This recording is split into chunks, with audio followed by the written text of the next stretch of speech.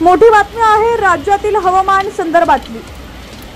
गेल्या काही दिवसांपासून राज्यात पावसाची जोरदार बॅटिंग पाहायला मिळतेय। मुंबई पुण्यासह राज्यातील अनेक जिल्ह्यांमध्ये तुफान पाऊस कोसळतोय।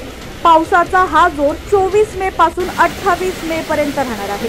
राज्याच्या दक्षिण कोकण किनारपट्टीवर कमी दाबाचं क्षेत्र तयार झाल्यानं पावसाची शक्यता हवामान खात्यानं वर्तवली आहे। राज्यात गेल्या काही दिवसांपासून पावसाचा कहर पाहायला मिळतोय। पुढील 4 दिवस पावसाची स्थिती कायम राहणार आहे। रायगड, रत्नागिरी, सिंधुदुर्ग आणि पुणे जिल्ह्याच्या घाटमाथ्यावर मुसळधार पावसाची शक्यता वर्तवण्यात आली आहे।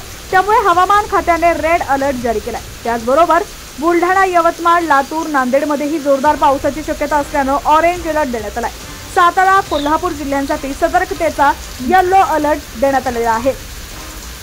दरम्यान राज्यातील तुमचा जिल्हा कोणता आहे आणि तुमच्या जिल्ह्यातील हवामानाची स्थिती कशी आहे कमेंट सेक्शन मध्ये नक्की कळवा। चॅनलवरती नवीन असाल आणि अजूनही HPN मराठी न्यूज चॅनलला सबस्क्राइब केलेलं नसेल तर नक्की सबस्क्राइब करा, जेणेकरून आमचे अपडेट्स लवकरात लवकर तुमच्यापर्यंत पोहोचतील।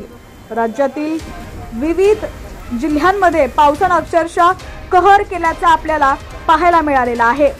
दरम्यान काही ठिकाणी तर अक्षरशः ढगफुटी सदृश पाऊस देखील झालेला आहे। अशातच अनेक ठिकाणी IMD कडून अलर्ट देखील जारी करण्यात आलेले आहेत।